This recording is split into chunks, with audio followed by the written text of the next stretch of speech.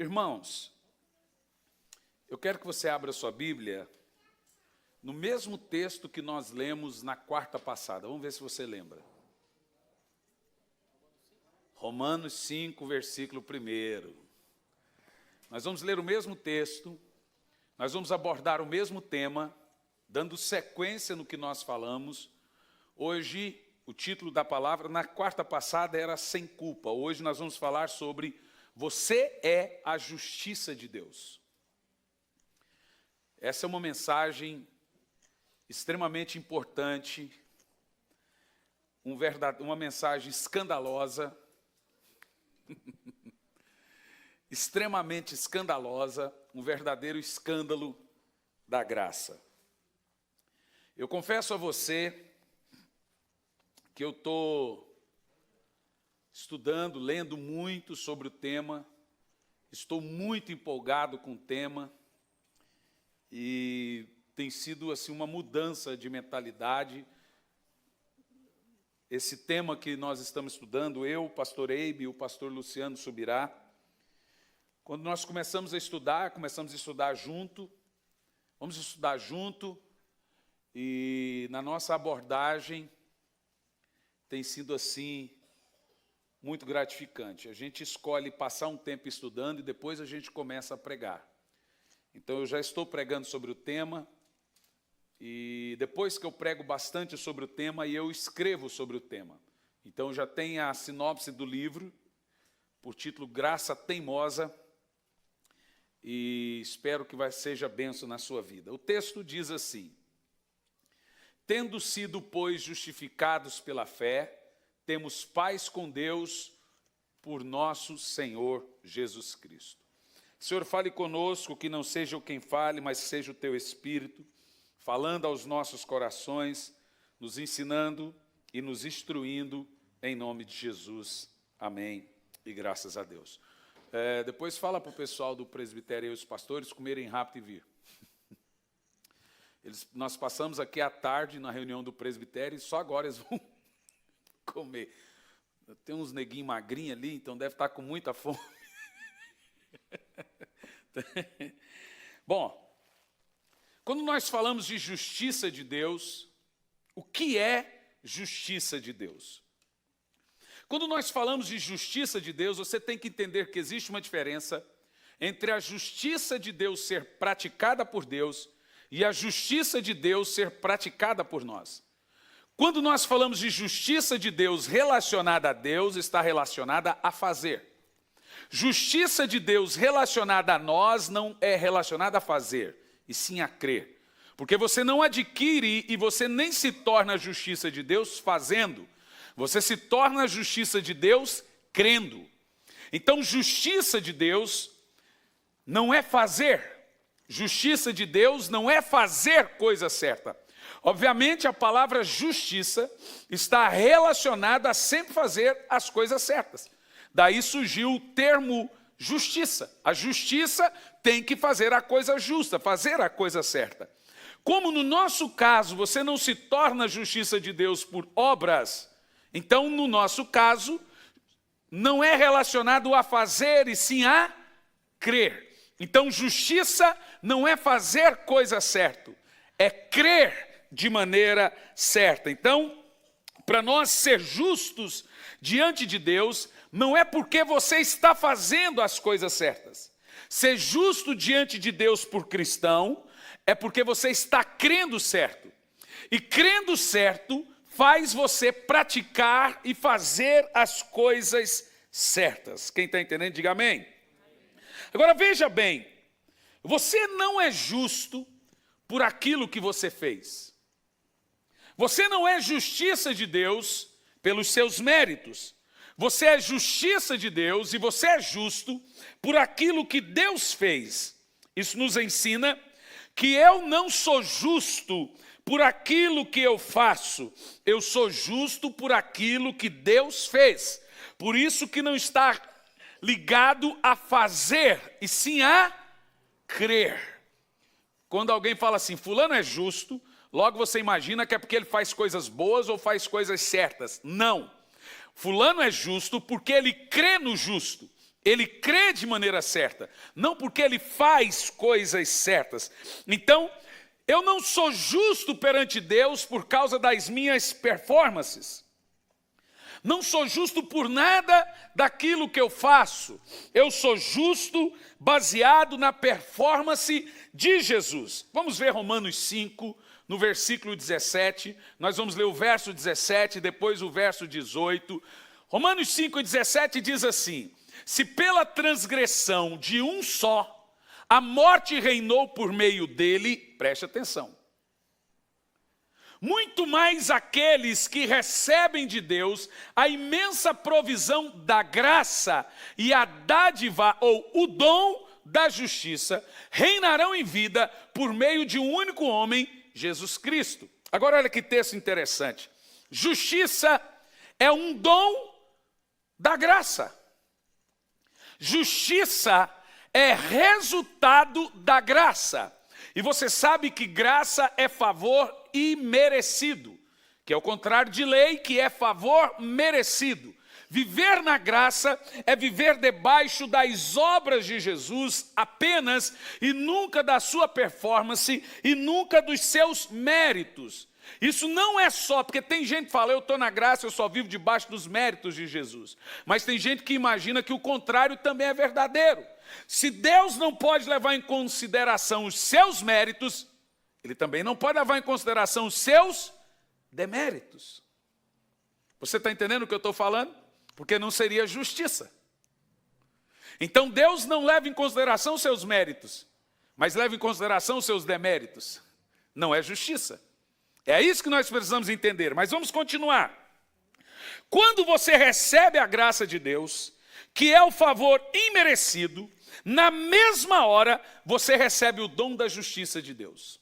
Veja você que a justiça é um dom, o texto diz, o dom da justiça. Quando você recebe a graça, que é o favor imerecido, consequentemente você recebe o dom da justiça. O dom da justiça é o resultado da graça. Você entende o que eu estou falando? Quem está entendendo, diga amém. Ou seja, então a justiça é um dom. Então um dom, a palavra dom é muito interessante, que a palavra dom é uma derivação grega da palavra graça. A palavra graça é charis. E charis quer dizer favor imerecido. E a palavra dom é charismata. Você percebeu? É uma derivação. O dom vem da graça.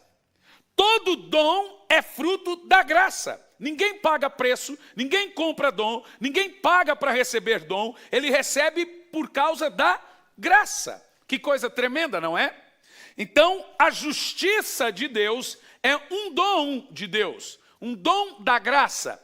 Todo aquele que vive na graça, debaixo da graça, ele se torna por dom a justiça de Deus. Que coisa tremenda, isso para mim é fantástico. Eu quero que você diga isso dentro do seu coração, mas também com voz alta, eu sou a justiça de Deus. Fala mais alto. Aqui nós temos uma pergunta. O que faço para me tornar e para ser a justiça de Deus? Como eu me torno justiça de Deus? Primeira coisa, crer certo. Diga comigo, crer certo. Obviamente, irmãos, que se você crer errado, faz você viver errado, faz você praticar coisas erradas, faz você andar errado, faz você cantar errado, faz você pregar errado, faz você ser um marido errado, faz você ser uma esposa errada. Crer errado muda tudo. E crer certo muda tudo. Quando você crê certo, você pratica certo, você caminha certo, você vive certo. Mas algumas pessoas podem me dizer, pastor, como eu sou justo, como eu sou justiça de Deus, se eu também sou pecador? Boa pergunta. Porque o dom da justiça, ou a doutrina da justificação, ela é muito mal pregada, ou na maioria das vezes não é pregada, por causa desse mau entendimento. Você é pecador. Como que você pode ser justo se você é um pecador? Bom, eu vou te responder isso de maneiras bem claras. Primeiro, você não é justo porque você fez algo, e você não deixou de ser justo porque você fez algo. Porque a justiça não está relacionada a fazer, está relacionado a... Então a pergunta inicial já está errada. O que eu tenho que fazer para ser justo? Não é como eu tenho que crer para ser justo. A justiça não está relacionada a fazer, está relacionado a crer. Agora observe uma coisa comigo. O texto aqui diz, se pela transgressão de um só homem. Agora deixe-me te perguntar, olhe bem para mim. O que você fez para merecer ir para o inferno? Outra pergunta. O que você fez para merecer nascer um pecador? Quando você ia nascer, você brigou com o óvulo da sua mãe e isso te fez nascer um rebelde, um pecador, foi isso? Você não tem culpa de ter nascido em pecado. A Bíblia diz que um só homem trouxe o pecado no mundo e esse um só não inclui você. Você é pecador não pelos seus pecados. Ora, você não é pecador porque você pecou. Não são os seus pecados que te fazem pecador, é a sua natureza. E se a sua natureza te faz pecador, você nasceu pecador sem culpa. Veja você que você nasceu pecador sem pedir. Seria injusto da parte de Deus condenar você nascendo em pecado sem lhe oferecer um Salvador. Agora você está entendendo o que é o dom da justiça. Entendeu? Você não é pecador pelas suas obras. Você é pecador pela obra de Adão. Entendeu? Dessa mesma forma, você não é justo pelas suas obras. Você é justo pela obra de Cristo. É um Adão brigando com outro Adão. Pelo primeiro Adão veio o pecado, pelo segundo Adão veio a justiça. Uau! Você não mereceu ser um pecador e você não merece a salvação. Percebeu agora? Se você fosse um pecador por sua culpa, então você deveria lutar para ser um santo. Mas como você é um pecador pela culpa de Adão, um homem comprou e pagou o preço, e agora você é um justo também por causa de um homem. Por causa de Jesus Cristo. Por isso que a Bíblia chama a doutrina central do cristianismo, da onde originou a reforma protestante, justificação pela fé. Essa é a doutrina que nós chamamos do cristianismo. Isso significa, veja agora o verso 19 desse capítulo. O verso 19 é poderoso, diz assim, ó. Logo assim, como por meio da desobediência de um só homem, muitos foram feitos pecadores. Você ouviu? Você não nasceu em pecado por sua culpa. Você não nasceu em pecado por suas obras. Foi pela obra de Adão que o pecado entrou no mundo. O texto diz que não é seu demérito ser pecador, como não é seu mérito ser justo. O texto diz... Logo assim, por meio da desobediência de um só homem, muitos foram feitos pecadores. Assim, por meio da obediência de um único homem, muitos são feitos justos. É assim que você entende a justiça de Deus. O pecado não é seu demérito e a justiça não é seu mérito. Quem pecou foi Adão, mas você nasce em pecado não por sua obra, não por sua culpa. Agora, a justiça também não é seu mérito, porque quem morreu foi Jesus e agora você não pode se justificar. Você não tem culpa da injustiça e você não tem mérito da justiça. É assim que você começa a entender a justificação. Então, quando você pergunta, como eu posso ser justo sendo um pecador? Essa resposta é óbvia. Da mesma maneira que Jesus pode ser pecado sendo justo. Você é justo sendo um pecador e Jesus se fez pecado sem pecar. Percebeu? O que Jesus fez para merecer a cruz? Nada. Ele não cometeu nenhum pecado, mas ele morreu como um pecador, maldito. O que você fez para merecer a justiça? Nada. você é justo, você é a justiça de Deus por fé em Jesus. Por isso que a justiça não tem a ver a fazer, não está ligado a fazer coisa certa, está ligado a crer no justo. Quando você crê de maneira correta, você se torna justiça de Deus por meio de Jesus Cristo. Que verdade preciosa. Mas ainda você continua a me perguntar, como sou justo com tantos pecados? Eu te respondo. Como alguém é pecador sem nunca pecar? Jesus é a serpente de bronze no deserto. E sabe, quando você lê o Velho Testamento, você sempre tem que ler o Velho Testamento olhando para Jesus. Eu faço uma pergunta, nós lemos a Bíblia para ter conhecimento ou lemos a Bíblia para encontrar Jesus? Esse é o erro da teologia. Eu gosto de ler a Bíblia para encontrar Jesus. E Jesus está em toda a Bíblia. Você lembra que todo o Velho Testamento é um espelho do Novo Testamento? E você deve ler o Velho Testamento para ver como espelho da nova aliança. O povo de Israel pecou, murmurou no deserto. Deus enviou serpentes. Você sabe que a serpente é o símbolo maior do pecado, do engano. E as serpentes picavam o povo no deserto. E agora o povo estava morrendo e Moisés vem a Deus e fala, Senhor, o povo está morrendo picado de serpente. Veja, Deus mandou a serpente. Ele faz a ferida, ele cura. Ele deu a lei e ele traz o antídoto da lei, que é a graça. Ele traz o juízo, mas ao mesmo tempo ele traz o amor e a graça que triunfa sobre o juízo. Ele faz a ferida e ele cura. Ele liberou as serpentes para picar o povo no deserto. E agora o povo estava morrendo picado de serpente. Deus fala para Moisés, levanta a serpente bronze. Todo aquele que for picado, olhar para a serpente bronze, ele vai viver. Agora me diga, ainda hoje se cura veneno de serpente com veneno de serpente. É engraçado que a Bíblia diz que Jesus se fez pecado. Analogicamente falando, ele se fez serpente. Jesus é a serpente de bronze do deserto. Todo aquele que olha para aquele que se fez pecado, é livre do pecado.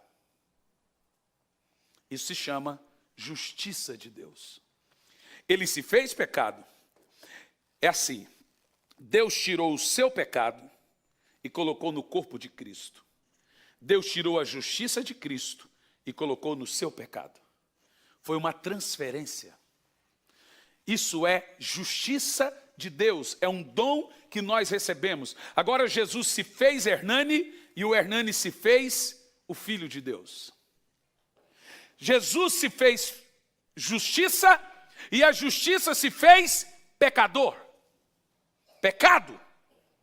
É a serpente. O antídoto para a cura do pecado foi pecado.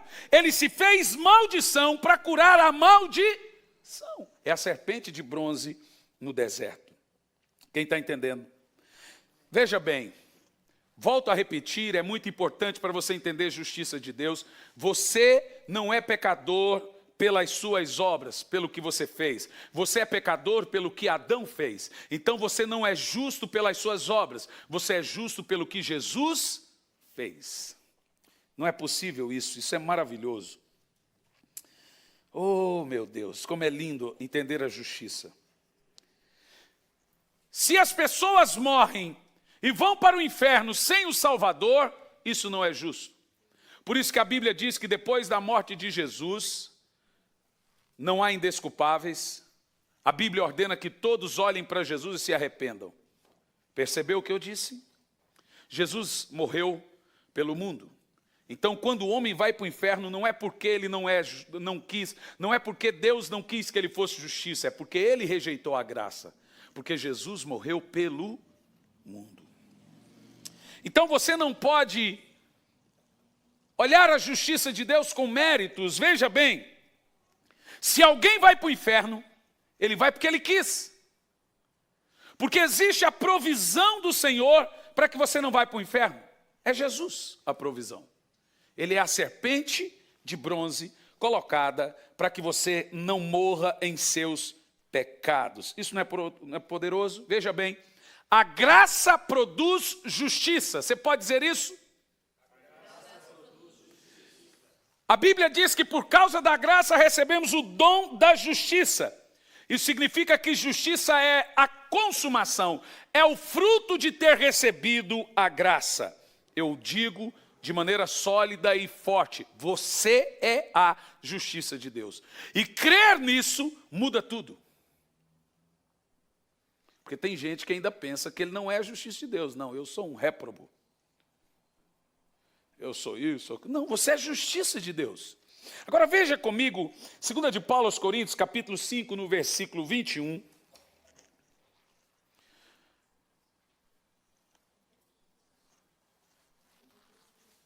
Preste atenção que esse texto é poderoso, diz assim: Deus tornou pecado por nós, aquele que não tinha pecado, para que nele nos tornássemos justiça de Deus. Uau, que verdade absoluta. Você está entendendo o que eu estou falando? Você está entendendo o que foi ensinado aqui? Por isso que a justiça de Deus não está ligado a fazer, está ligado a crer nisso que você está lendo. Ele já se tornou pecado, ele é a serpente de bronze. E quando você olha para ele, você se torna justiça de Deus. Crer certo faz viver certo. Crer errado, tudo dá errado. Você canta errado, você prega errado, você faz tudo errado. Você trabalha errado, se você crê errado, tudo dá errado. A Bíblia diz que Jesus nunca pecou. E o que ele fez para se tornar pecado? Responda você a mim. Nada. Ele se tornou a serpente, ele se tornou pecado, e agora Deus usa o pecado para vencer o pecado, Deus usa a serpente para vencer a serpente, é a serpente de Moisés comendo a serpente de Faraó. É a serpente de Deus engolindo a serpente do diabo.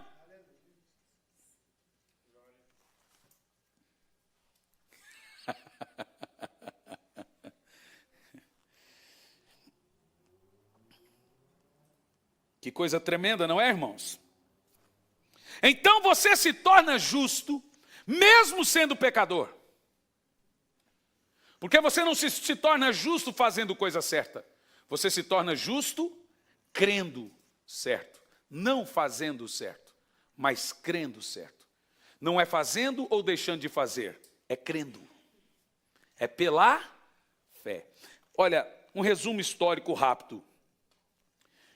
Eu não sou um pregador narrativo, eu sou um pregador expositivo.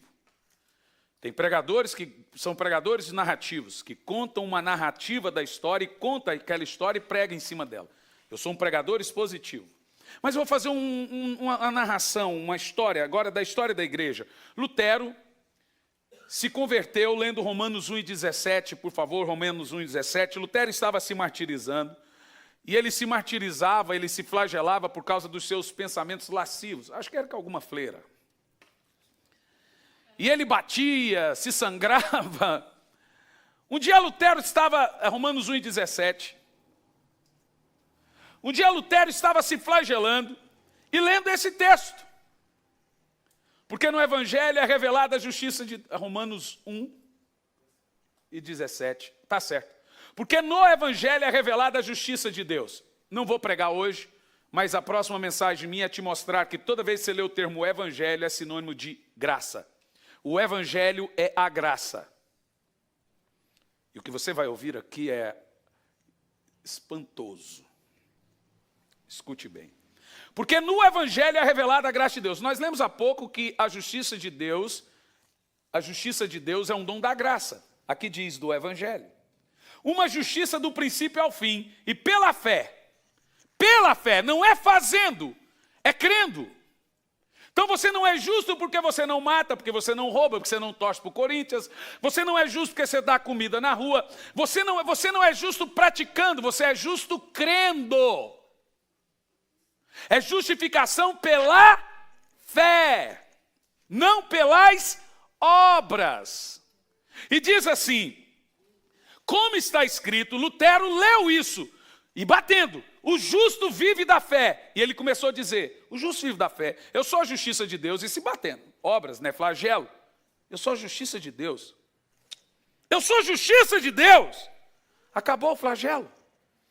Ali nasceu a reforma protestante, quando ele entendeu que ele era a justiça de Deus. Que ele não precisava se flagelar, ele não tinha demérito pelo pecado e nem mérito pela justiça. A salvação era pela fé, a justificação era pela fé. Agora observa você que eu prego isso há anos e é impressionante como a igreja, de modo geral, não sabe explicar a justificação. E ela não sabe porque a justificação é o maior escândalo da graça. Pregar justificação é impressionante. Olha, eu estava pregando e alguém diz, mas pastor, essa mensagem sua da graça é licença para pecar. Irmão, todo mundo peca sem licença, irmão.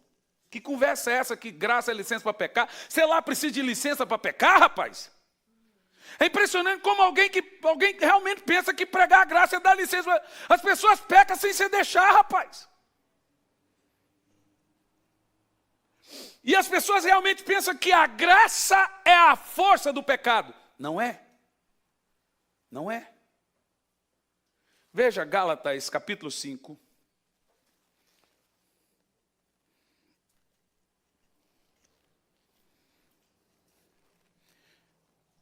No versículo 4.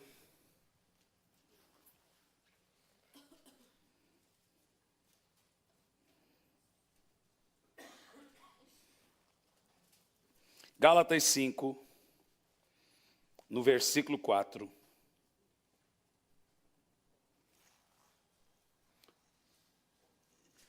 Olhe bem, esse texto, irmão, é um dos textos mais duros na Bíblia.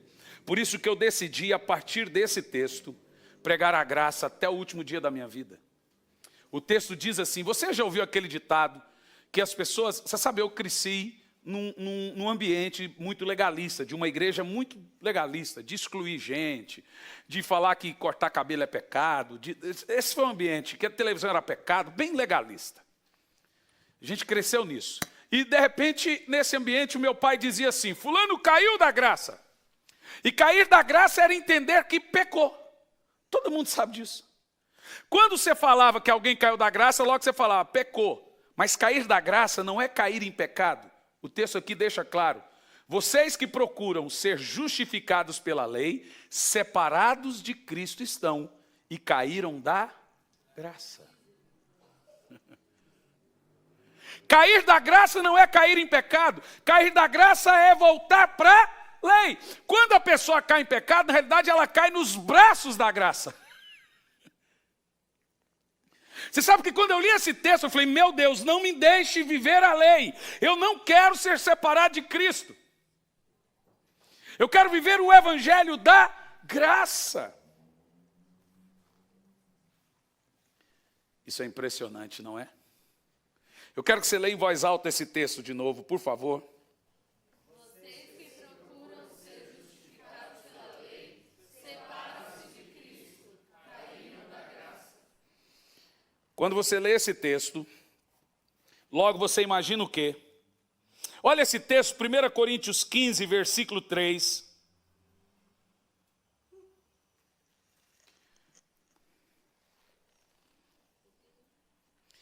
Porque é importante você declarar que você é justo.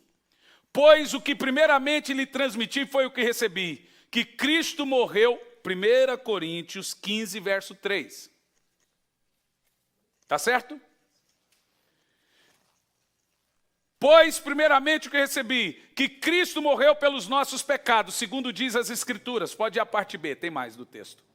Foi sepultado e ressuscitado ao terceiro dia, segundo diz as Escrituras. Olha o Evangelho. Continua. E apareceu aos 12, a Pedro e depois aos 12. Agora, o texto deixa muito claro, um texto, que o Evangelho é deixar claro para as pessoas que Jesus levou o pecado delas. O Evangelho não é você deixar claro para as pessoas que a qualquer momento elas podem ser condenadas, irem para o inferno. Isso é assustador. Porque deixe-me te dizer, a força do pecado não é a graça. As pessoas não pecam mais quando você prega a graça, e eu vou te dizer como que isso funciona. Veja Romanos capítulo 6, versículo 14. Romanos 6, versículo 14. Pois o pecado não os dominará, porque você não está debaixo da lei, mas debaixo... Opa!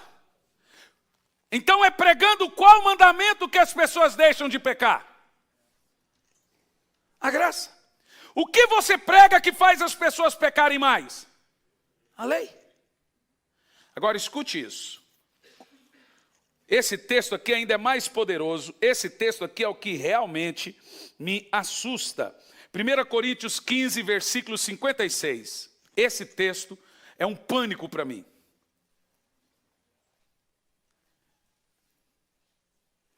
O aguilhão da morte é o pecado, e a força do pecado é a lei. Viver na graça não faz você pecar mais, faz você pecar menos. E eu vou te dizer por quê. Pelo simples fato que crer certo faz você praticar certo. Vou te contar um testemunho. Eu estava ouvindo um pastor pregar sobre justiça.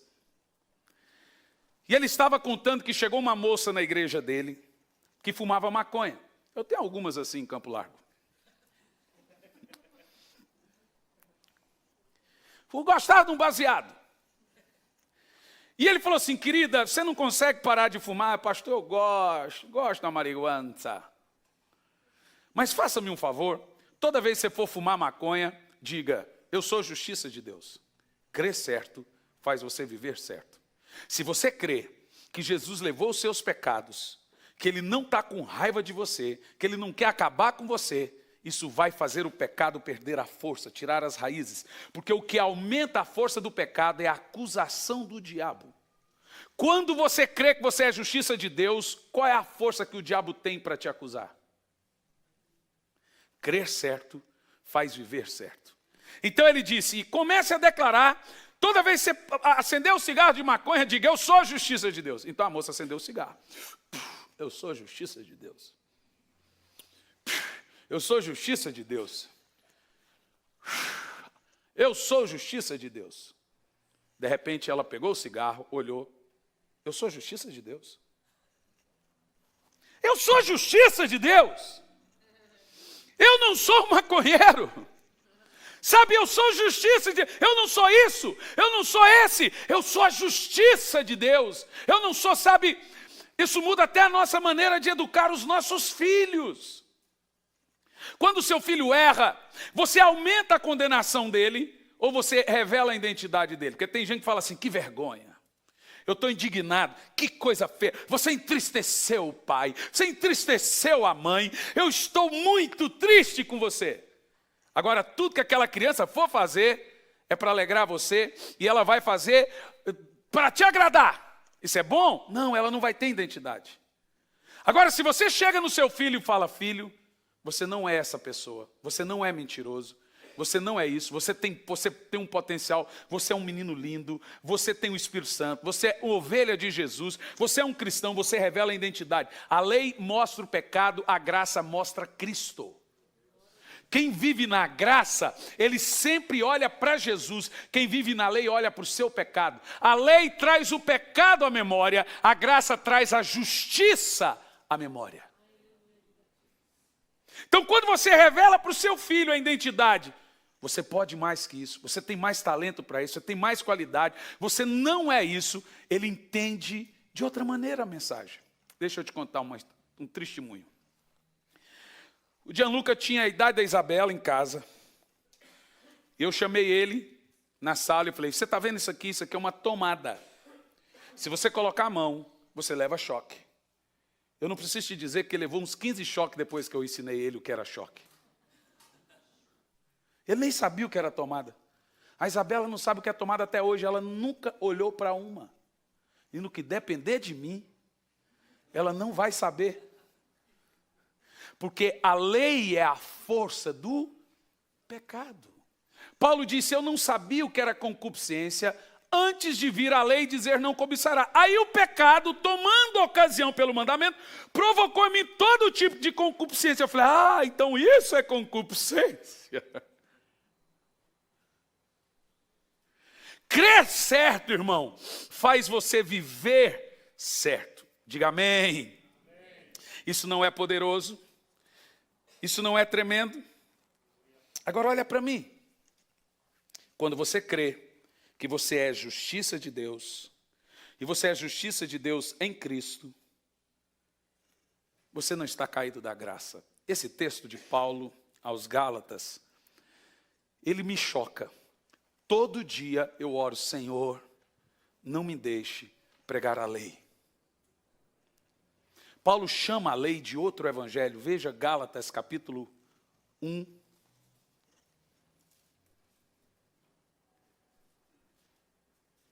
Gálatas capítulo 1 em diante. Vai a partir do versículo 2. Pode ir indo. Por favor, vai a partir do versículo 6. Admiro que vocês abandonaram tão rapidamente aquele que vos chamou da graça de Cristo para seguirem outro evangelho. Qual é o evangelho da graça que não é a graça? Qual é o evangelho que não é a graça, mas é chamado de evangelho? A lei.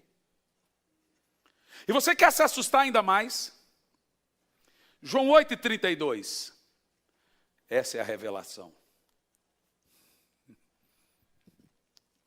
Paulo diz, eu estou admirado que vocês saíram do evangelho da graça para um outro evangelho. Quando você pega o contexto todo dos Gálatas, eles estavam misturando lei e graça. Eles queriam viver na graça, mas vamos pôr um pouquinho de lei. Vamos seguir as festas judaicas, vamos guardar o sábado, vamos circuncidar as crianças, vamos pôr um pouquinho de lei, não custa nada. Paulo diz, não dá para misturar. Paulo vai dizer, se é por obras, então já não é por fé. Se é por fé, então não é por obras. Não tem como misturar. Agora você já leu esse texto da Bíblia? E conhecerão a verdade, e a verdade vos libertará. A gente que prega a libertação, a gente gosta muito desse texto. Simplesmente pelo fato dele ter a palavra libertar. E eu durante anos eu pregava que a verdade que liberta é a palavra de Deus. Alguns dizem que a verdade que liberta é a lei. Mas a verdade que liberta não é a lei. E nem a Bíblia. Qual é a verdade que liberta que Jesus está falando? Agora veja bem. Sai daqui, Paulo. João 8, versículo 1. Para você entender o que é essa verdade que liberta, presta atenção. Você tem que entender para quem Jesus falou esse texto. Qual é o contexto desse texto? João 8, versículo 1 diz que Jesus estava no Monte das Oliveiras, pode seguir. Ao amanhecer ele apareceu novamente no templo, onde o povo reuniu ao seu redor para ele ensinar. Ele foi para o templo. Verso 3, os mestres da lei, os fariseus, trouxeram uma mulher surpreendida em adultério e fizeram-na ficar diante de todos. João 8 é todo o contexto de Jesus por causa da mulher pega em adultério. Aquela que Jesus disse, eu não te condeno, eu te perdoo, vai e não peques mais. Foi para essa mulher e para os fariseus que Jesus disse que se você conhecer a verdade liberta. Qual é a verdade que Jesus disse que iria libertar o povo de Israel, iria libertar aquela pecadora e a todos? João capítulo 1, no versículo 17.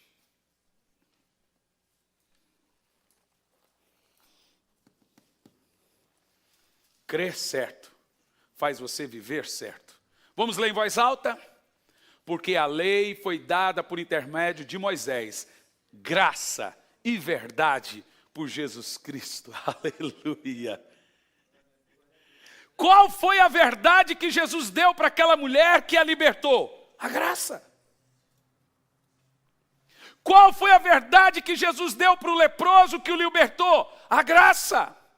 Qual foi a verdade que o filho pródigo tinha no coração dele, que fez ele se retornar para a casa do pai? Olha o que o filho pródigo tinha no coração: meu pai é bom, ele é bom para os trabalhadores, meu pai não vai me rejeitar. Essa é a verdade que fez ele retornar para a casa do pai.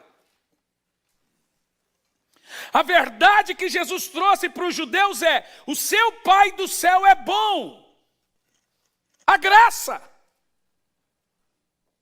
Sabe, meus irmãos, as pessoas não caem da graça quando pecam, elas caem da graça quando não creem na graça. E infelizmente, quando você não crê na graça, você está separado de Cristo.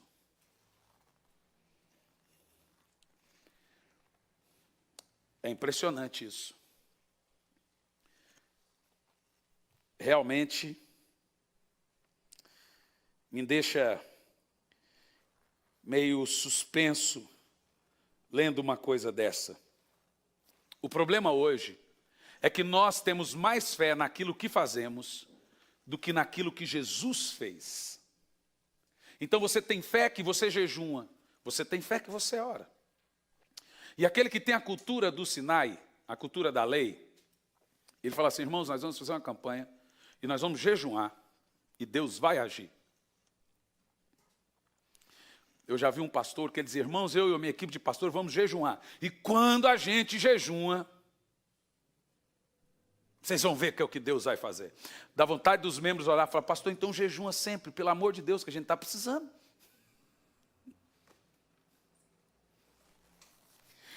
Sabe, entender o contexto da graça, você entende que hoje você não faz, isso é tão importante, eu vou pregar isso depois.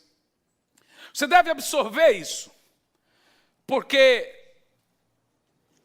quando você tem a mentalidade do reino da graça, você viver na graça, você pensa, você crê certo, e quando você crê certo, você faz tudo certo.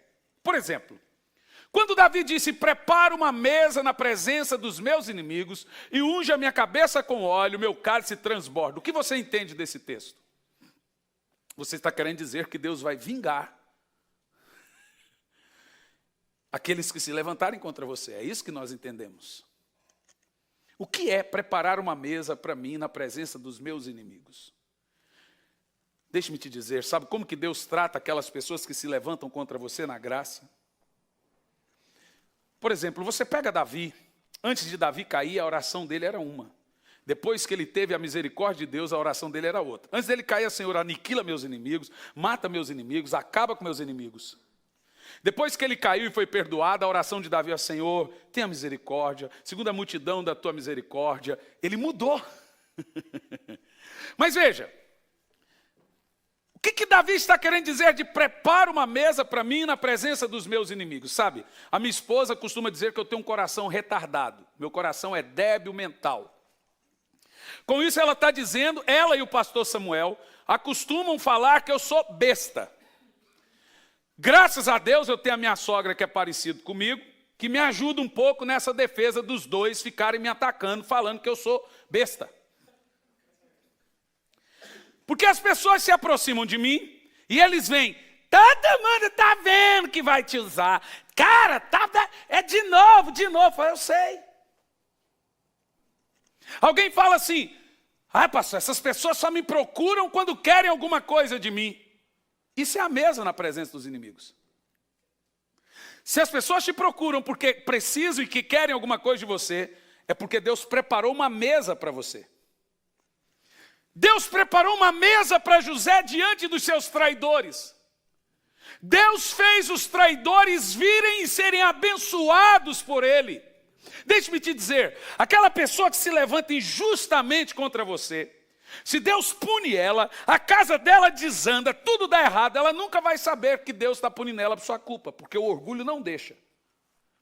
Mas agora, se Deus prepara uma mesa, e aquela pessoa tem que engolir o orgulho, e te procurar, e falar: cara, eu preciso de você, e você tem algo para me ajudar. Tem gente aí que nunca vai ser resposta de oração de ninguém.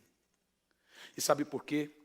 Por causa dessa cultura que ele tem: faça o mal, receba o mal, faça o bem, receba o bem. A cultura da graça é diferente. É outra. É prepara uma mesa perante mim, uma mesa farta, uma mesa rica. Não é prepara uma guilhotina para eu arrancar a cabeça dos inimigos, ou uma armadilha para os meus inimigos, é uma mesa. Os meus inimigos se assentarão na mesa e comerão e se alegrarão e dirão, poxa, eu fiz tanto contra esse cara e ele fez uma mesa para mim, sem veneno. Na lei é faço mal, recebo mal, faço bem, recebo bem, na graça é só o bem. Deixe-me te dizer uma coisa, quando você está na lei, você tem todas as bênçãos da lei, mas tem todas as maldições da lei. Põe por favor Deuteronômio capítulo 28. Quando você está na graça, você tem todas as bênçãos da lei e nenhuma maldição da graça. Nenhuma maldição da lei, porque na graça não tem maldição. Vou dizer de novo. Quando você está na lei, você tem todas as bênçãos da lei e todas as maldições da lei. Quando você está na graça, você tem todas as bênçãos da lei e nenhuma maldição da lei. Deuteronômio 28, Deus começa com a lei do mérito. Eu já preguei isso aqui porque que a lei veio. Se vocês me obedecerem fielmente ao Senhor teu Deus e guardarem os meus mandamentos. Sabe, irmãos, eu já pertenci à igreja de pastor que usava isso como mensagem. Olha, Deus está dizendo que vai te abençoar se você fizer isso. Agora Deus está dizendo que vai te amaldiçoar se você não fizer isso. O cara está na lei do mérito ainda. Faço bem, recebo bem. Faço mal, recebo mal. O sangue de Jesus tem poder. Porque se você viver da lei, tu tem as bênçãos da lei, mas também tem as maldições da lei. Mas se você viver na graça, tu tem as bênçãos da lei e não tem as maldições da lei. Qual é melhor? Mas você pode viver na lei se quiser. Deuteronômio faz uma lista de bênçãos. Quando tu lê as bênçãos, diz assim, se você guardar os mandamentos, você vai ser, eu vou te colocar acima de todas as nações. Pode continuar o verso 2, em diante. Todas essas bênçãos virão sobre ti, para a direita, para a esquerda, na minha frente e para trás, por todo lado. É desse texto. Tá certo? Na graça você tem todas essas bênçãos. Só que tem uma diferença. Todas essas bênçãos, eu vou continuar, vai lá. Todas essas bênçãos te acompanharão se guardar a lei. Isso é lei. E continua. Pode ir. Vocês serão abençoados na cidade, no campo. Uau, uau, uau, uau, uhul. Verso 4. Os filhos do seu ventre serão abençoados, como também a colheita, os bezerros, cordeiros. Uau, essas são as bênçãos da lei. Agora vamos ver as maldições. Você quer ver as maldições? Precisa? Só duas. Só duas. Uma só. Só uma. Põe a partir do versículo 7, por favor. Já começa errado. A partir do versículo 6. Vocês serão abençoados em tudo o que fizerem. Ainda estamos na bênção da lei. Verso 7, pode ir. Verso 8, pode ir. Verso 9. O Senhor fará de vocês seu povo santo, se guardar a lei. Verso 10. Então todos os povos da terra verão que vocês são abençoados. Verso 11. O Senhor lhe concederá prosperidade, se guardar a lei. Verso 12. Tudo isso a gente tem, quem está na graça. O Senhor abrirá o seu tesouro para enviar chuva na terra. Oh, como eles usam isso, como se fosse... A lei do mérito é a lei que prevalece na igreja hoje. Faço mal, recebo mal. Faço bem, recebo bem. Mas na graça não se vive assim. Pode ir, próximo verso. O Senhor fará de vocês cabeça e não cauda. Uau, quem nunca ouviu isso? Fantástico. Não se desvie nem para a direita, nem para a esquerda. Não deixe de guardar nenhum mandamento que eu te dou. Agora vem as maldições de não guardar. Pode ir. Entretanto, isso é lei. Se vocês obedecerem ao Senhor, o seu Deus, e não seguirem os mandamentos, decreto que eu dou, todos esses males virão sobre ti. Eu nem vou ler. Você quer pelo menos um? Só um, próximo, vai lá, um mal. Vocês serão amaldiçoados. Chega, né, gente? Já tá bom. Tá bom, chega. Realmente tem gente vivendo a lei do mérito. Sabe como você dizima na lei? Não é na lei da maldição, no mérito de Malaquias. Hoje nós, da graça, vivemos na fé de Abraão ou na lei de Moisés? Abraão viveu 400 anos antes de Cristo, ou antes de Moisés. Abraão dizimou, Jacó dizimou, Isaac dizimou, Abraão ofertou. Abraão é o pai da oferta. Ele viveu na fé. Na graça, você não dizima porque existe uma lei, você dizima pela fé. Irmãos, a minha vida toda eu sempre disse que dízimo é fé, não é mandamento. Quem é filho da justiça, quem é filho de Abraão, é dizimista pela fé. Não é pela lei, é pela fé. Se você tem a fé de Abraão, se você é filho de Abraão, é justiça de Deus. Os filhos de Abraão dizimaram, porque tinham a fé de Abraão. Isaac, Jacó. Quem ensinou para Abraão sobre dízimo? Isso é viver da fé.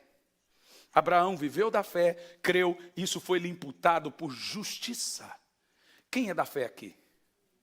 Então você não dizima porque existe uma lei, você dizima pela fé. Só é dizimista de verdade, porque quem dizima com os olhos da lei, eu vou dar o dízimo porque senão o devorador vai me matar. Se você dizima com essa ideia, se você deixa de dizimar, o seu liquidificador queima. O seu carro pifa, porque você está na lei. Então faço mal, recebo mal, faço bem, recebo bem. Se você está na lei, tu tem as bênçãos da lei e as maldições da lei. Se você está na graça, tu tem as bênçãos da lei e nenhuma maldição da lei. Então é melhor dizimar pela fé do que pela lei. Por isso que eu acho que o entendimento da graça vai fazer as pessoas entenderem muito mais sobre oferta e sobre dízimo. Porque ninguém na Bíblia ofertou mais que Abraão. Só Deus. Só Deus e Abraão ofertaram um filho. Ninguém mais entendeu sobre dízimo e oferta que Abraão. E ele viveu pela fé. E a Bíblia diz que o justo vive da fé. Jesus olhou para os fariseus e disse, vocês não são filhos de Abraão. Se fossem, faria o que Abraão manda, o que Abraão faz. Eu sou filho de Abraão. Sou filho pela fé. Sou filho pela promessa. Glória a Deus, dá um glória a Deus aí. Mas se você quiser pela lei, você vai viver pela lei. Mas não, eu vivo pela graça. Isso não é poderoso, meus irmãos. Quem crê que é poderoso, diga amém. Amém. O problema é que hoje as pessoas dizimam e agora elas começam a cobrar de Deus. Olha a lei do mérito. Aí tem pastor que ainda fala, baseado em Malaquias. Nós nunca mais iremos pregar dízimo aos olhos de Malaquias. O dízimo de Malaquias é da lei. O dízimo de Abraão é da graça. O dízimo de Malaquias é, maldito seja o enganador. O dízimo de Abraão é, abençoado seja o dizimista. Você tem a bênção e não tem? Aí pastor, e quem não dizima na graça é amaldiçoado? Não acredito. Tem pregador aí que diz que até salvo não é.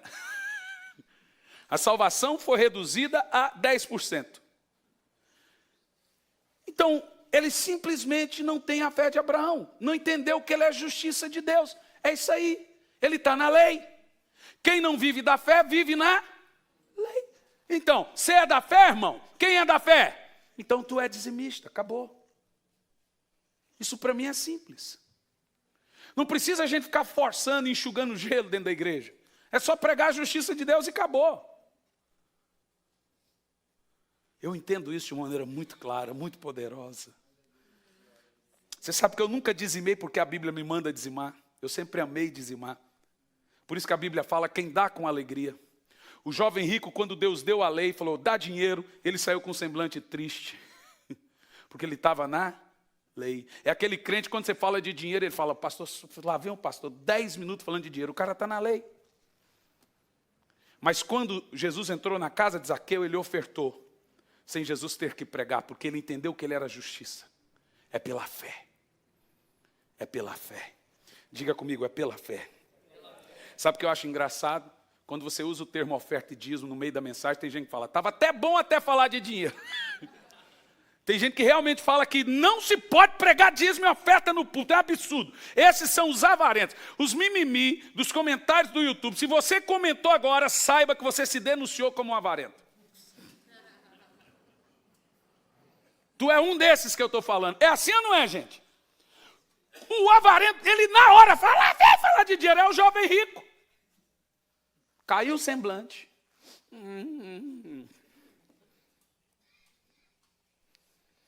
Você sabia que a Bíblia fala só de 3 homens justos e perfeitos? Você sabia?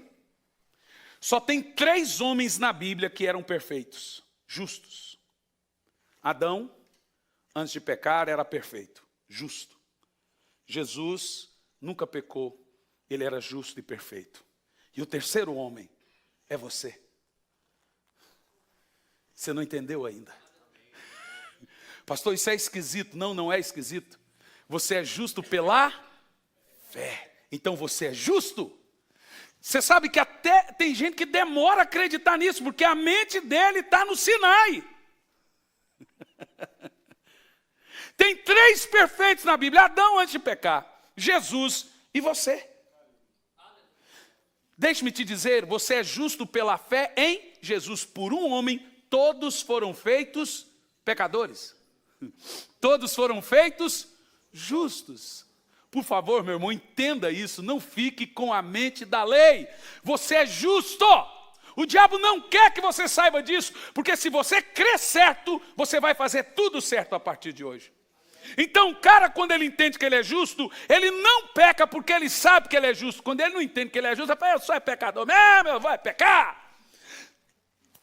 Quando você entende que você é justo, o pecado tira as garras. A Bíblia diz que ele perde a força. Por isso que graça não é licença para pecar, é força para vencer o pecado. A lei, sim, é a força do pecado. É o negócio da tomada do meu filho. Vamos continuar. Segundo lugar, como me tornar justo. Isso aqui vai parecer esquisito.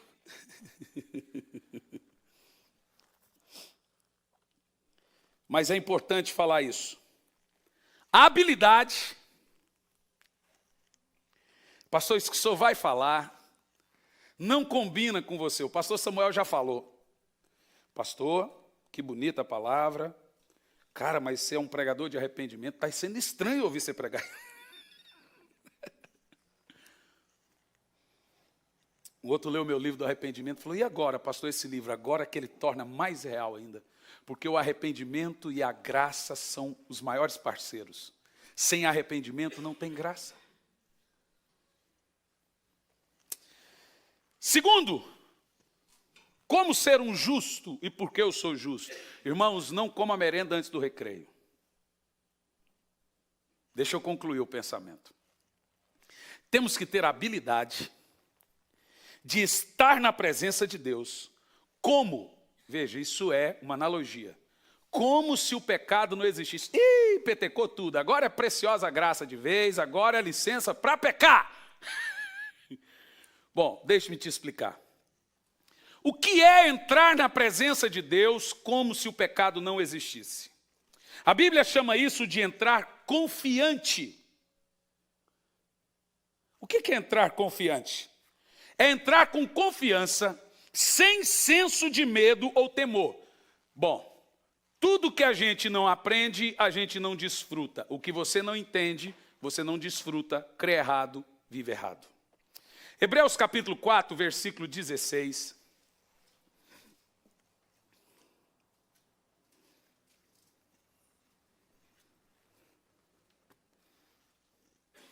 Assim sendo, aproximemo-nos do trono da graça com medo. Com cara de cachorro apanhado. Eu sou o pó, eu sou pecador, meu pai, eu estou rastejando. Aproximemo-nos diante do trono da graça com confiança. Qual é a confiança? Que você é justo. Veja, quando Deus olha para você, Ele tem que ver Jesus. Porque foi feita uma transferência. O seu pecado para a conta dele, a justiça dele para a sua conta. Então Deus olha para você, Ele vê o sacrifício de Cristo. Imagina Jesus entrando na presença do trono da graça. Meu pai, oh tadinho de mim. Imagina o seu filho se aproximando de você, igual meu pai antigamente. Você olhar para meu pai, se fecha, moleque. Não olha para mim, abaixa a cabeça. Antigamente os pais não deixavam a gente olhar para eles. Se você olhasse no olho do pai, você já levava um tapa. Não olha no meu olho. Era tido como falta de respeito. Se fecha, rapaz. Abaixa, você tinha que chegar assim. Com medo, sem confiança. A Bíblia diz que nós nos aproximamos ao trono da graça confiante. Qual é a confiança que você tem diante do trono da graça? Olha o que diz o texto. A fim de recebermos misericórdia e encontrarmos graça. Tem duas maneiras que você não pode se aproximar diante de Deus. Com culpa. A culpa é a força do diabo. A palavra diabo no Velho Testamento é Ra-Satã, que é acusador. Deixe-me te dizer. Só tem uma maneira de vencer o diabo. O livro do Apocalipse diz, e eles o venceram pelo sangue do Cordeiro. Você lembra que quando o anjo da morte desceu no Egito, ele não pôde entrar na casa dos hebreus, porque eles eram hebreus, amém? Não. Eles não entraram na casa dos hebreus porque eles eram hebreus. Eles não entraram na casa dos hebreus porque tinha o sangue. Não é porque eles eram hebreus. Você não é de Deus porque você é crente. Você não é de Deus porque você é evangélico. Você é de Deus porque você tem o sangue. Não é ser crente que te faz ser justo. É ter o sangue de Jesus. Diante de Jesus, ninguém será aceito porque foi 30 anos crente, porque foi 40 anos crente, porque nunca adulterou, nunca prostituiu. Todos serão aceitos pela marca do Cordeiro. O anjo da morte não pôde olhar do outro lado do sangue. Deus vê tudo, Ele só não vê além do sangue. Nada além do sangue. Por isso que Jesus pegou o cálice, levantou o cálice sobre o sangue e diz, é no meu sangue, é nesse cálice que é a nova aliança. Daí nós tiramos que a nova aliança começou no derramar do sangue de Jesus, na sua ressurreição. Quando ele levantou o cálice e disse, é aqui no meu sangue a nova aliança. Por isso que tem pessoas que tomam da ceia, até em Campo Largo, até hoje nós temos irmãos, que toda a ceia ele fica em casa. E você vai falar com ele, fala, pastor, não me sinto digno. E não tem quem pregue para ele, você tem que abrir a cabeça dele, serrar e pôr a Bíblia lá dentro, talvez ele entenda agora. Ele traz uma condenação, uma culpa, que ele acha, esses dias o irmão disse, não, eu briguei com a mulher, e como eu não sou hipócrita, eu não vou tomar da ceia. Tem gente que pensa isso até hoje. Porque a Bíblia diz que não pode tomar indignamente, porque se tomar indignamente é culpado do corpo. Você sabe o que é tomar indignamente a ceia? Deixe-me te dizer, tem alguém aqui que é santo o suficiente para tomar da ceia? Tem alguém aqui que é digno para tomar da ceia? Tomar da ceia indignamente, o próprio apóstolo Paulo diz, não discernindo o corpo. Ou seja, não entendendo que você é a justiça de Deus, não entendendo que seus pecados foram levados no corpo de Cristo, não entendendo que você é a nova criatura. Quando você não discerne, quando você entra com culpa no trono da graça, com condenação, aí você toma indignamente, não entendendo que o cálice é a nova aliança do sangue. Pastor, então a gente pode tomar da ceia de qualquer jeito? Não, não é assim. Existe uma palavrinha que se chama arrependimento. Toda pessoa que se arrepende, na graça, ele é perdoado. Independente do pecado que cometeu. Então o que é tomar da ceia indignamente? É não discernir o sangue de Cristo. É não entrar no trono da graça com confiança. Irmãos, ninguém encontra misericórdia chegando diante de Deus com identidade errada, crendo errado. Você tem que chegar diante de Deus sem vergonha, sem culpa, sem condenação. Qual é a palavra que o escritor de Hebreus usa? Confiante. Agora tem um texto ainda mais violento que esse. Capítulo 10, versículo 19 de Hebreus.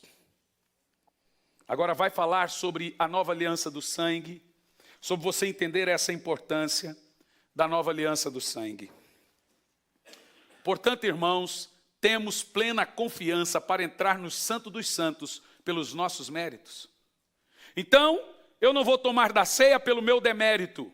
Então, quando eu tomo, é pelo meu... Uau, como isso é criminoso. Você está separando-se de Cristo. Então, quando você toma, é porque você se achou digno. Não briguei com a mulher, é mérito. Eu estou apto para tomar da ceia, mérito. A Bíblia diz que você entra na presença de Deus pelo sangue do Cordeiro. E o sangue do Cordeiro e a graça é chamado de quê? Prossegue o texto. Por um novo e morto caminho? Não, pelo novo e vivo caminho que ele nos abriu. Estava fechado. Ele nos abriu pelo véu, que agora é o seu corpo. Oh, irmãos, como é libertador isso. Agora olha para mim. Você ouve isso. E agora você continua e você passa a repetir na sua vida. Eu sou justiça de Deus. Você lembra que o Espírito Santo está para te revelar 3 coisas. Pecado, justiça e juízo. Pecado de não crer em Jesus. Justiça, porque Jesus foi embora, mas o Espírito Santo está te lembrando que apesar de você ser falho, você é justiça de Deus. E do juízo. Juízo do julgamento, porque o príncipe desse mundo está condenado. Satanás não quer que você saiba que você é a justiça de Deus. Que agora todo mundo peca sem permissão e com licença e sem licença. O que a igreja faz não é impedir ou diminuir o pecado das pessoas, é colocar regras para elas mentirem quando pecam. E tem igreja que ainda fala, irmão, sobe aqui esse irmão aqui. E isso é bíblico, irmão, você precisa entender isso é bíblico. A disciplina na Bíblia é bíblico, mas a disciplina ela tem regras. Primeiro a Bíblia diz, chama o irmão com 2 ou 3 pessoas. Se ele aceitar, não precisa levar ele perante a igreja. Mas tem igreja que não faz essa regra. Pertencemos a igrejas que ela não chega, não corrige perante 2 ou 3 testemunhas, já leva direto no altar. Irmão, esse irmão aqui, com a namorada, você sabe, né? Então, a partir de hoje, eles estão 1 ano de banco. Disciplina. Não pode tomar da ceia. Misericórdia. E tem umas que excluem.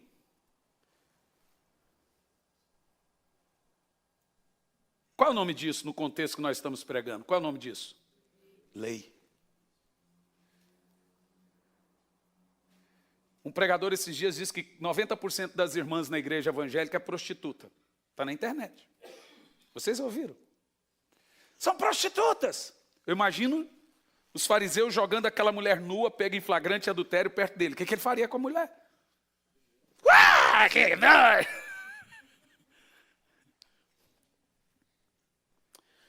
Você precisa entender que quando você entende que você é a justiça de Deus, o pecado não tem domínio sobre vós. E não sou eu que digo isso.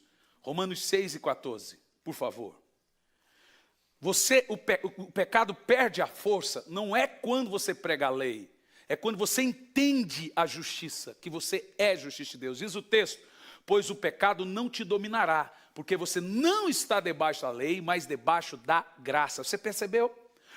Vencer, você quer viver uma igreja sem pecado é difícil. Viver na graça é pecar menos.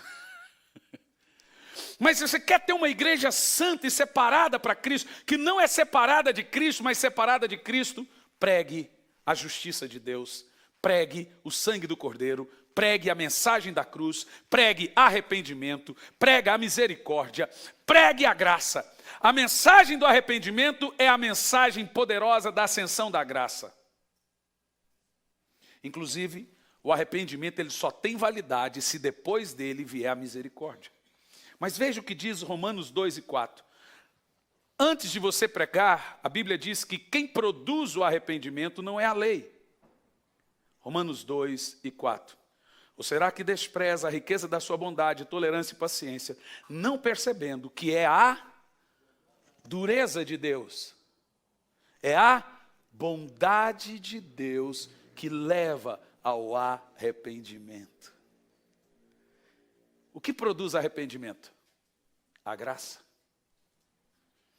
Por isso que eu vejo as palavras, Jesus ele usava palavras, eu imagino Jesus, um homem muito meigo,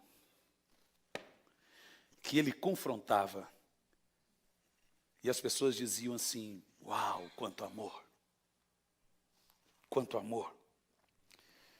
Então temos duas maneiras erradas de entrar diante de Deus, você vai ouvir agora. Primeiro, com condenação. Condenação é o contrário de confiança. Culpa é o contrário de confiança. Medo é o contrário de confiança. Nós chegamos diante de Jesus. O que é condenação? Dizendo, oh Senhor, eu não sou nada. Eu não mereço nada seu. Nada seu. Tudo. Ah, Senhor. Isso é medo. Condenação. Ele já chega lembrando os pecados. Lembra você que a lei traz o pecado à memória. A graça traz a justiça à memória. A graça traz quem você é. A lei traz o que o pecado, aquilo que você fez. A lei é inflexível. Em segundo, como você não pode entrar na presença de Deus? Com justiça própria. Justiça própria é também injustiça. Porque a Bíblia diz que todas as nossas justiças são trapos de imundícia. Justiça própria é viver em injustiça. O que é justiça própria? É toda a justiça que você produz de mérito seu. Por exemplo, você vai corrigir uma pessoa e ela se enche de razão. Qual é o nome disso? Justiça própria. O que é justiça própria? Dizendo, Senhor, eu me consagrei. É qualquer coisa que você leva para Deus como merecimento. Eu orei, eu jejuei, eu paguei o preço. Quem nunca ouviu essa palavra na igreja? Vai pagar o preço, irmão. E você fala assim, aquele irmão é muito usado, mas também ele é de muita oração. Está tudo errado, irmão. Veja, deixe-me te dizer, eu amo orar, eu amo jejuar. Quando eu jejum, e eu vou ler a Bíblia, olha, eu jejum, irmãos, acreditem, eu jejum. Eu leio a Bíblia. Fala igual Joseph Prince, não parece? Não é o que ó, quando eu jejum, pastor Samuel não, eu jejum. Quando eu jejum, também não parece. Pastor Cliff, também não parece jejum não, meu filho. Eu pego a Bíblia e as coisas ficam claras. Jejum é mortificação. Quanto mais mortifica a carne, mais recebe do Espírito. Oração é alimento espiritual. Quanto mais você ora, mais revelação você aparece, mais o seu espírito tem conexão. Sabe, por que eu vou obrigar uma pessoa a orar? É igual escovar o dente. Se você acha que não tem necessidade de orar, por que eu vou te obrigar a orar, irmão? O problema é seu. Irmão, venha para a igreja orar, porque vocês não gostam de orar. O problema é dele, irmão, é necessidade. Se o cara acha que não tem necessidade de orar, o que eu vou falar para esse cara? Então, quando eu oro, deixe-me te falar uma coisa. Na velha aliança, você dá para receber. Ah, irmãos, eu tenho tanta coisa que eu estou estudando, minha cabeça fica matutando, o HD fica assim. Mas você sabe que Jesus andou na terra, e antes da sua morte, ele operou muitas vezes na velha aliança. Ele cumpriu toda a lei, então, obviamente, ele operou na velha aliança. Ele disse palavras da velha aliança. Veja o que ele disse para o jovem rico, guarde todos os mandamentos. Mas Lucas 6:38, olha o texto da velha aliança. Como que você entende a oferta na nova aliança? Uau, isso é poderoso, isso é poderoso. Lucas 6:38 é um texto muito usado pela teologia da prosperidade. A mensagem mais poderosa contra a teologia da prosperidade é: a sua graça me basta. Isso destrói todo argumento triunfalista. Diz assim: dei e ser-lhe-á dado. Por incrível que pareça, isso é velha aliança. Porque a oferta na nova aliança, veja, Jesus disse: dá e ser-lhe-á dado. Boa medida, recalcada. Com a mesma medida com que você medir, você será medido. Você viu? Faço mal, recebo mal. Faço bem, recebo bem. Agora, na nova aliança, você oferta por quê? Para ser-lhe-á dado? Vamos ver. 2 de Paulo aos Coríntios, capítulo 9. A partir do versículo 6. Isso é muito poderoso. Versículo 7. Versículo 8, pode ir. Deus é poderoso para fazer que lhe seja acrescentada toda a graça, para que as coisas em todo o tempo, tendo tudo necessário, vocês transbordem toda boa obra. Pode ir, versículo 9. Como está escrito: distribuiu deu aos pobres e ao necessitado, e a sua justiça permanece para sempre. Pode ir.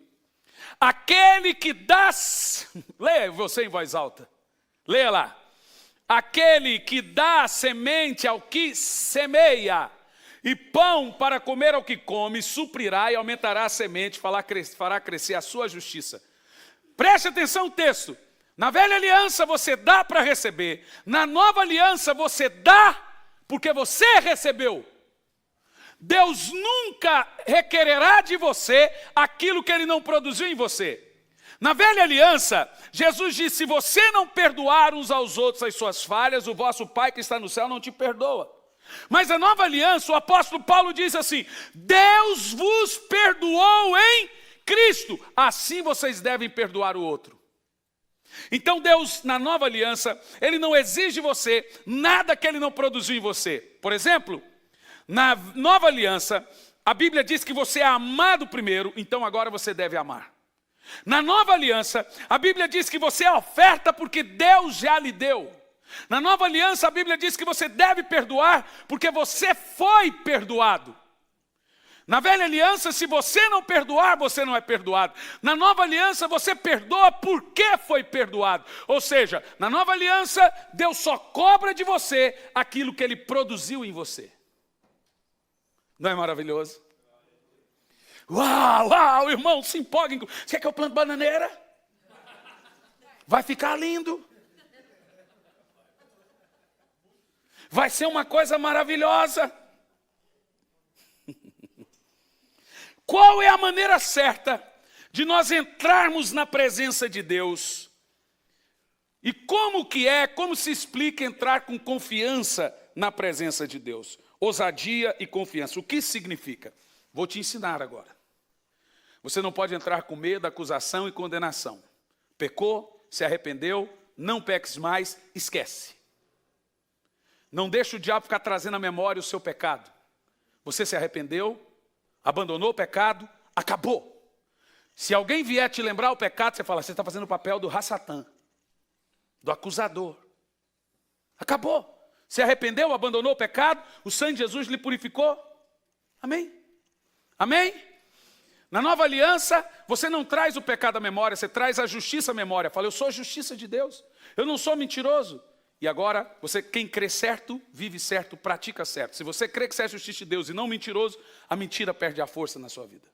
Se você crê que você é a justiça de Deus e não adúltero, o adultério perde a força na sua vida. Se você crê que você é a justiça de Deus e não viciado em pornografia, a pornografia arranca as mãos da sua vida. É um processo automático. De repente você fala: ué, o que deu? Mudei. Qual esforço você fez para isso? Nada. Você apenas creu certo. Mas a gente fica tentando,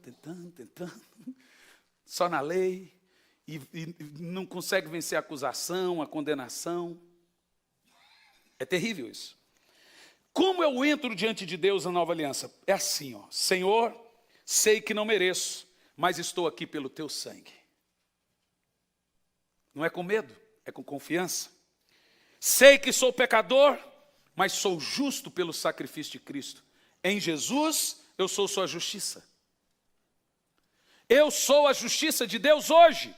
Escute isso, irmão, não é brincadeira o que eu estou falando. Você é a justiça de Deus. Deus olha para você e te vê como Ele vê Jesus. É impressionante como demora, porque eu acho que alguns não estão entendendo o que eu estou falando. Se você é a justiça de Deus, se houve uma transferência, se Ele tirou o seu pecado e pôs na justiça de Jesus, tirou a justiça de Jesus e pôs no seu pecado, como que Deus deve olhar para você agora?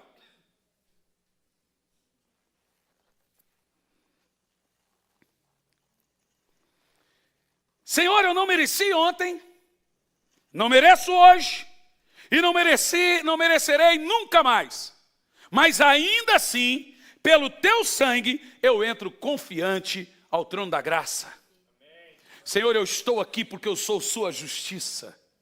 E eu tenho tanto orgulho de saber que eu sou justiça de Deus, não por meu mérito, não por nada.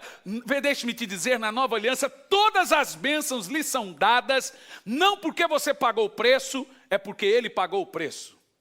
Então agora, como quem é muito abençoado, abençoa muito. Quem é muito perdoado, perdoa muito.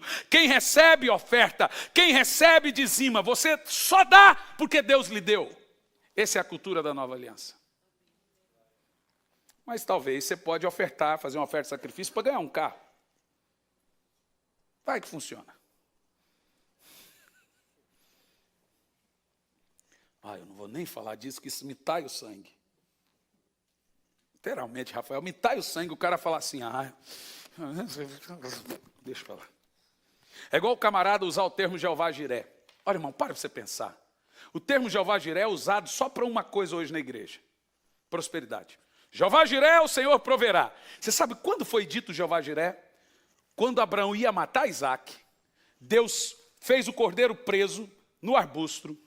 Lá, quando o cordeiro foi no arbusto, para Abraão não matar Isaac, Abraão gritou, Jeová Jiré, porque ele proveu o cordeiro. Não é o dinheiro, é o cordeiro. O termo Jeová Jiré é o termo dado a Deus que Ele proveu o Cordeiro de Deus que tira o pecado do mundo. Jeová Jiré é um termo dado ao sacrifício de Cristo. Uau, pelo amor de Deus! Eu demorei muitos anos para entender isso. E agora eu me envergonho. Senhor, eu preciso pagar uma conta. Jeová Jiré. Deus fala, o que você quer que meu cordeiro faça mesmo?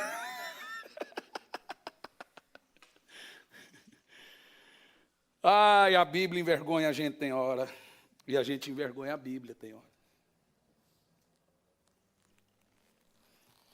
Senhor,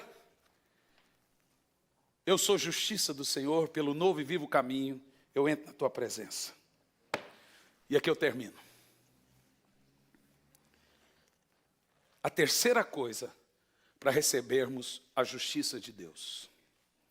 Gianluca no teclado, parece que está terminando. A fé de Abraão.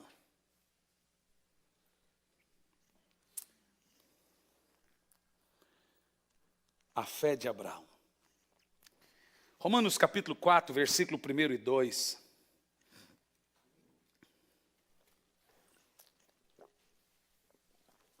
Vamos ler. Portanto, o que diremos do nosso antepassado Abraão? Se de fato Abraão foi justificado pelas obras, ele pode até se orgulhar, mas não diante de Deus. Continua. Que diz a Escritura, Abraão fez. Amém? Não, Abraão creu. E isso foi cotado por justiça. Gente, Abraão viveu na graça. E lá ele ofertou, lá ele dizimou, porque tudo era ato de fé. Essa fé é poderosa. Olha o versículo 3. Lê em voz alta o versículo 3, por favor.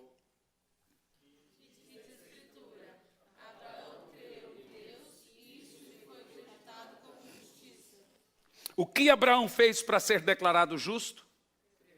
Creu. O que você tem que fazer para ser declarado justo? Então olhe para mim, não é fazer, é crer. Crer certo faz viver certo. Se você crê que você é justiça de Deus, mesmo quando você está em pecado, eu sou justiça de Deus, eu sou justiça de Deus, o pecado vai fazendo isso aqui, ó. Ele vai perdendo a força, ele vai perdendo a força, ele vai perdendo a força, ele vai perdendo a força. E você fala, eu não sou um mentiroso, eu não sou um viciado, eu sou a justiça de Deus. E o pecado vai perdendo domínio e o diabo não pode mais lhe acusar, porque o diabo agora sabe que você crê certo. Sabe, o diabo te acusa, então ele sabe que você não crê certo, ele fala, tá vendo? Deus está com raiva de você, você é uma vergonha. E ele traz o pecado à memória e ele usa a lei para isso. Lembra? Lembra que a Bíblia diz que o diabo usa a lei para lhe acusar? Crer certo faz viver certo. O que nós fazemos para receber o dom da justiça? Crermos, apenas crermos e pronunciar e declarar, eu sou a justiça de Deus. Se você pecou, se arrependa. E não tenha culpa. Não viva debaixo de condenação. Se arrependa. Você sabe, no meu livro Arrependimento Profundo e Eficaz, eu tenho boa parte do livro, 30% do livro é falando sobre justificação. Quem leu? É ensinando as transferências da cruz. Se a pessoa não entende isso, não adianta, você pode pregar o evangelho para ela sempre vai achar que ela não merece nada. Ela não é confiante diante de Deus. Veja o verso 5 agora, verso 5. Todavia, aquele que não trabalha, preste atenção, mas confia em Deus, que justifica o ímpio, sua fé lhe é acreditada como justiça. Aqui está falando de obras, viu gente? Prossegue. Agora veja o seguinte, Davi foi um pregador da graça. Uau, eu fico louco quando eu falo disso. Davi, ele entendeu a graça em tempos de lei. Ele diz, prefiro cair na mão de Deus, que é misericordioso. Olha que disse Davi. Davi foi o primeiro evangelista a pregar a graça dentro da lei. Ele diz assim, Davi diz a mesma coisa quando fala da felicidade do homem, a quem Deus acredita justiça sem obras. Davi pregou justificação pela fé. Uau! Meu Deus, como a Bíblia é maravilhosa. Dá uma cheiradinha na sua Bíblia aí.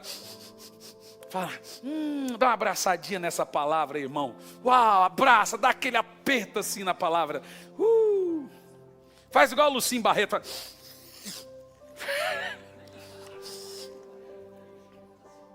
Olha o verso 7.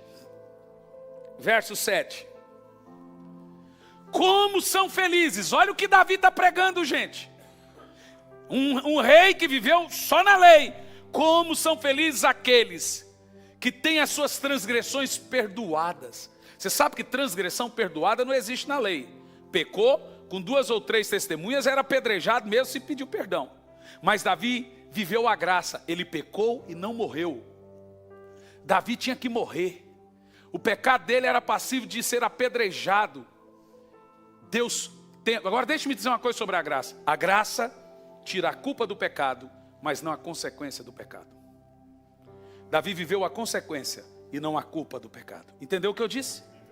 Quem entendeu, diga amém. Diga a graça tira a culpa do pecado e não a consequência. Se você pecou, irmão, você vai viver a lei da terra, plantar e colher. Essa não é a lei do céu, é a lei da terra. Consequência é lei da terra.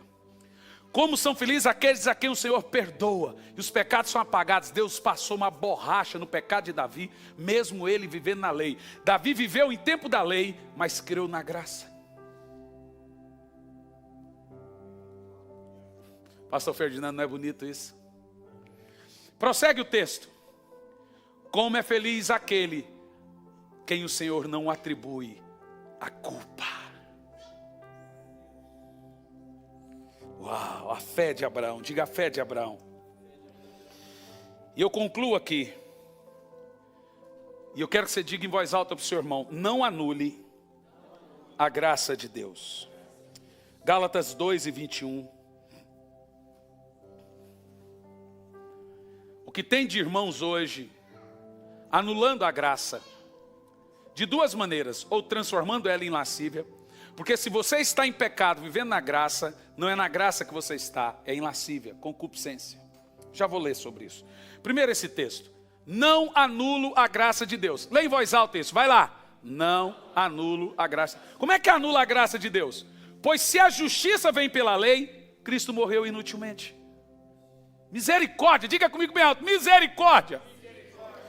Qualquer justiça própria é anular a graça. Irmãos, eu vou fazer um estudo do livro de Gálatas. É constrangedor. Agora preste atenção, eu não quero anular a graça de Deus. Qualquer conceito de mérito, de justiça própria, faz anular a graça de Deus.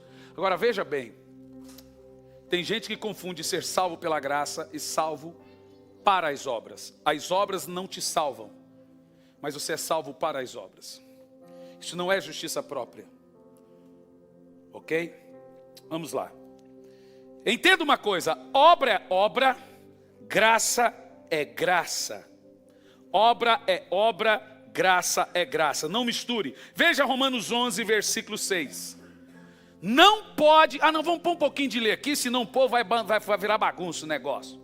Vira bagunça é quando você dá a lei. Vamos ler em voz alta esse texto. Se é pela graça, já não há mais obras. Se fosse, a graça não seria graça. Uau, não dá. Toda vez que você pôr, nem que seja um pouquinho de lei, a graça não é graça. Não pode pôr vinho novo em odres velhos. Não pode pôr mandamento novo em lei caducada. Eu quero viver sempre na graça. E quero depender da misericórdia de Deus. E aqui eu termino com o texto que lemos em diante, no início, Gálatas 4:15. 4:5, né? 4:5.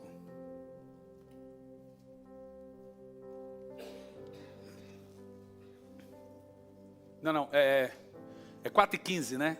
4:15 o texto que foi lido, né? É isso mesmo, Gálatas 4:15. Não é possível. Hã? Separado de Cristo. É 5:4. Nós lemos no início, gente. 5:4, desculpa, é o contrário. Põe lá, Pedro. Acabamos de ler o texto. É isso aí. Vamos ler esse texto em voz alta. Vai lá.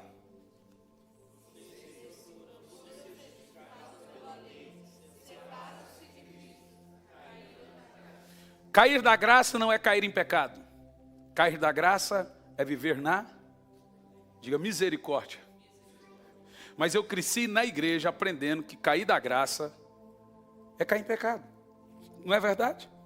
Mas agora você vê que... Ô meu pai, que vergonha. Qual que é mais vergonha? Pregar isso ou Jeová Jiré?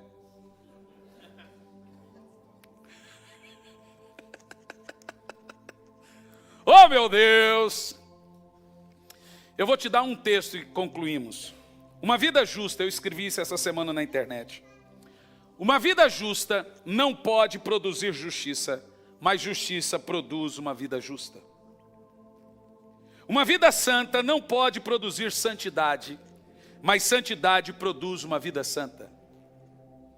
As boas obras não podem produzir salvação, mas salvação produz boas obras. Paulo fala a Tito, em Tito, capítulo 3, versículo 2.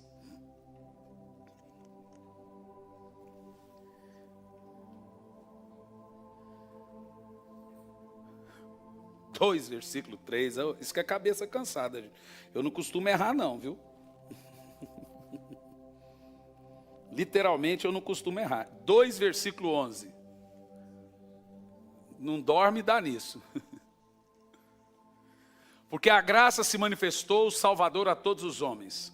Aqui está um terceiro estilo errado de viver na graça. Versículo próximo. Ela nos ensina a renunciar o pecado, as paixões mundanas e a viver de maneira santa, justa e piedosa. Se você está vivendo em pecado, tu não está na graça, você está em concupiscência. A graça é força para vencer as paixões mundanas. Eu gostaria de dizer para os pregadores da graça, por favor, não esqueça esse texto. Esse texto não pode ser deixado de pregar. Ele é tão importante quanto os outros. Ok? Se você vive em pecado, não é na graça que você está. É na lei. Porque a força do pecado é a lei. Quem está na graça, ele aprendeu. Ele não é por força, ele aprendeu a renunciar ao pecado. O pecado vai perdendo a força, ele aprende a dizer não ao pecado. Aleluia. Fique em pé.